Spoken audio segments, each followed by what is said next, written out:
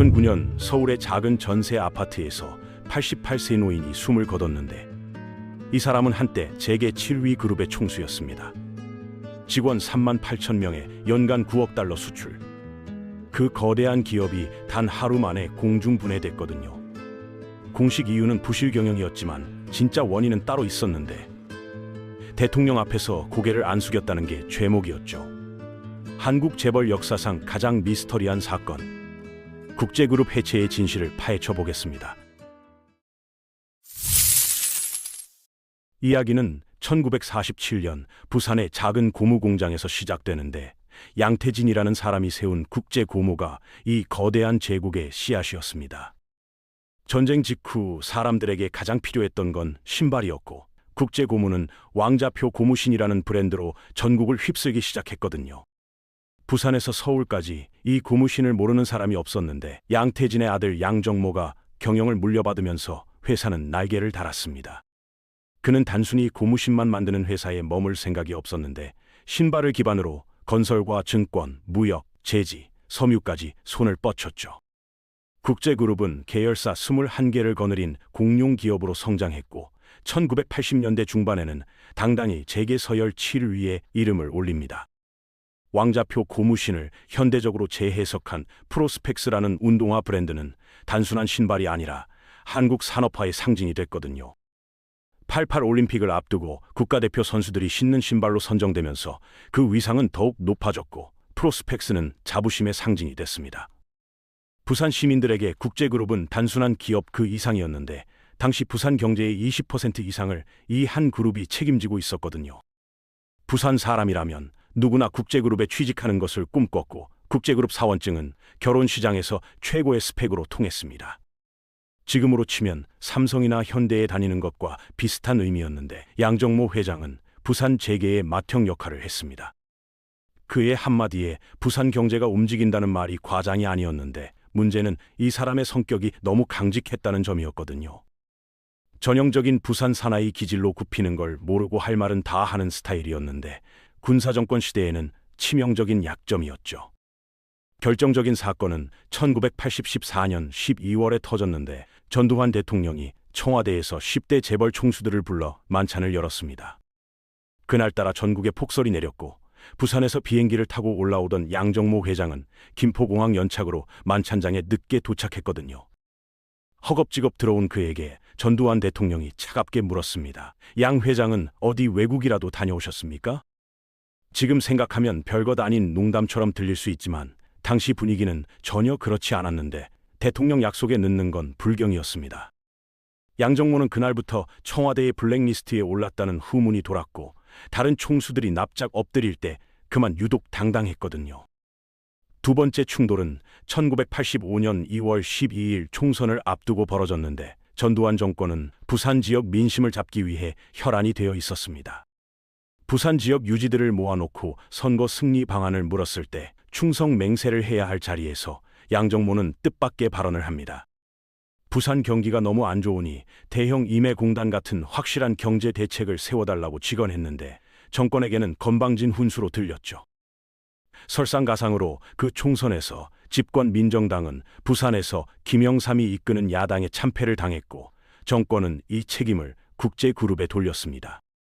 선거 지원에 미온적이었다는 게 표면적인 이유였지만, 사실은 양정모의 그 직언이 화근이 됐다는 분석이 지배적이었거든요. 세 번째 사건은 더욱 비극적이었는데, 총선 직전에 전두환 대통령이 부산을 방문해 지역 인사들을 소집했습니다. 그런데 양정모 회장은 이 자리에 나타나지 않았는데, 미국 유학 중이던 막내 아들이 교통사고로 갑자기 사망했기 때문이죠. 부모로서 당연한 선택이었지만, 전두환 대통령은 내가 부산에 와 있는데 나를 보지도 않고 출국했다며 격노했다고 합니다.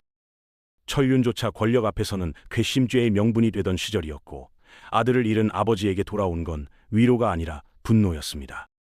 마지막 결정타는 돈 문제였는데, 전두환 정권은 퇴임 후를 대비해 일해재단이라는 조직을 만들고 재벌들에게 자금을 걷었거든요.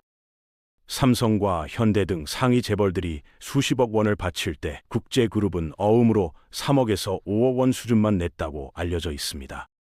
세계 7위 기업치고는 턱없이 적은 금액이었고, 정권 입장에서 이건 명백한 도발로 받아들여졌거든요. 손을 좀 봐야겠다는 결심을 굳히게 만든 결정적 계기가 됐는데, 다른 재벌들은 천문학적인 정치 자금을 바치고 있었습니다. 1985년 2월 국제그룹 해체 작전은 군사작전을 방불케 하는 속도로 진행됐는데 2월 7일 전두환 대통령이 처리를 지시합니다. 6일 후인 2월 13일에는 주거래 은행인 제1은행이 국제그룹 자금 관리를 시작했는데 이건 사실상 숨통을 조이는 조치였습니다. 그리고 2월 21일 국제그룹 전격 해체가 발표됐는데 양정모 회장은 전날까지도 이런 일이 벌어질 줄 전혀 몰랐습니다. 제1은행 본점으로 호출된 그는 미리 작성된 그룹 처분 위임장과 주식 포기 각서에 도장을 찍으라는 압박을 받았거든요. 거부하면 구속 수사하겠다는 협박 앞에서 떨리는 손으로 도장을 찍어야 했고 기업을 빼앗기는 데 걸린 시간은 단 하루였습니다. 정부는 국제그룹을 부실 기업이라고 낙인 찍었지만 사실 당시 국제그룹의 부채 비율은 다른 대기업과 비교해 특별히 높지 않았습니다. 오히려 현대나 대우보다 재무 상태가 양호했다는 평가도 있었고 일시적인 자금 경색만 해결하면 충분히 회생 가능했거든요. 그런데도 정부는 회생 기회를 주지 않고 곧바로 해체를 결정했는데 이게 정상적인 구조조정이 아니라 정치적 보복이었습니다. 국제그룹이라는 거대한 배는 산산조각이 나서 정권 입맛에 맞는 다른 기업들에게 전리품처럼 분배됐거든요. 프로스펙스로 유명한 국제상사는 한일합섬으로, 알짜배기 연합철강은 동국제강으로, 국제건설은 극동건설로 넘어갔습니다. 특히 이 인수 과정에서 특혜 시비가 끊이지 않았는데 인수 기업들은 막대한 금융 혜택을 받으며 알짜 자산을 헐값에 가져갔거든요. 권력의 줄을 잘 선 기업들은 횡재를 했고 권력에 미운 털 박힌 국제그룹은 하루아침에 역사 속으로 사라지는 게임이었습니다. 3만 8천 명의 임직원들은 하루아침에 길거리에 나앉게 됐고 부산 경제는 구심점을 잃으면서 장기 침체에 빠지기 시작했거든요. 부산 시민들은 지금도 이 사건을 전두환 정권의 부산 죽이기로 기억하고 있으며 그 상처는 아직도 완전히 아물지 않았습니다. 양정모 회장은 억울함을 풀기 위해 끈질기게 싸웠는데 5.50 화국이 끝나고 문민정부가 들어서자 드디어 기회가 왔습니다.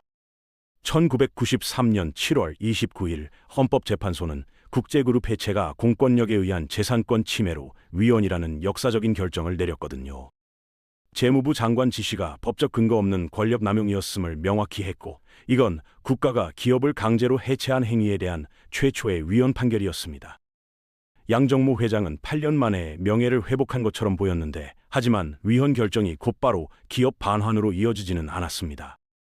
민사법원은 이미 시간이 지나 시효가 만료됐다는 이유로 원상 회복을 인정하지 않았고 명예만 회복하고 회사는 되찾지 못했죠.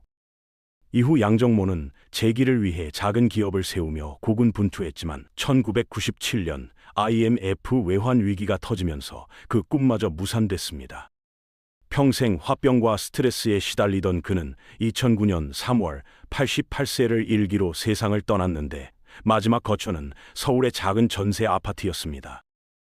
재계 7위 총수의 말년치고는 너무나도 초라했고 그가 남긴 건 억울함과 분노뿐이었습니다. 국제그룹 해체 사건은 기업이 권력보다 강할 수 없다는 한국 재벌사의 가장 어두운 단면을 보여주는 사례거든요.